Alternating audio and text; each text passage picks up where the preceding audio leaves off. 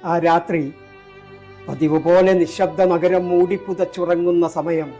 അന്ന് മദീന മുഴുവൻ ഗാഢനിദ്രയിലാണ്. പക്ഷേ ഒരു മനുഷ്യൻ മാത്രം ഉറങ്ങിയിരുന്നില്ല.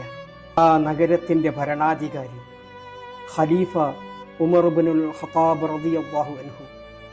അദ്ദേഹം രാജധാനിയിലായിരുന്നില്ല, ജനങ്ങളുടെ ഹൃദയങ്ങളിലൂടെയായിരുന്നു സഞ്ചരിച്ചത്. പ്രജകളുടെ വിശപ്പും വേദനയും അറിയാൻ രാത്രികളിൽ ഒറ്റയ്ക്ക് നഗരവീഥികളിലൂടെ ഇറങ്ങുമായിരുന്നു.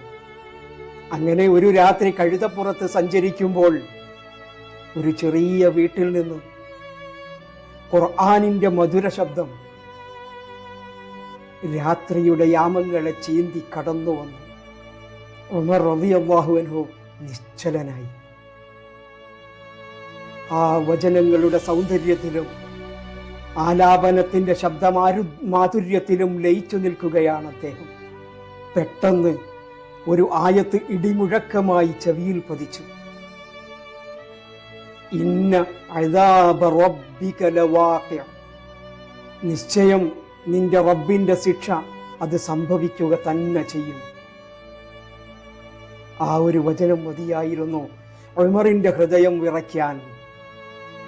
ചരിത്രം അതിങ്ങനെ പറയും: കഴുതപ്പുറത്ത് നിന്ന് ബോധരഹിതനായി താഴേക്ക് പതിച്ചു.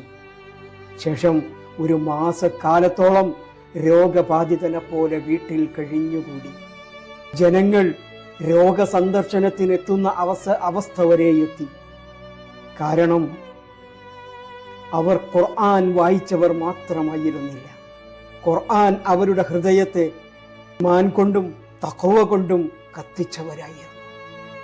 പക്ഷേ ഇന്ന് അതേ ഖുർആൻ നാം കേൾക്കുന്നു, അതേ വചനങ്ങൾ നമ്മുടെ ചെവികളിലും പതിക്കുന്നു. എന്നിട്ടും എന്തുകൊണ്ടാണ് നമ്മുടെ ഹൃദയങ്ങൾക്ക് ഒരു ചലനവും സംഭവിക്കാത്തത്?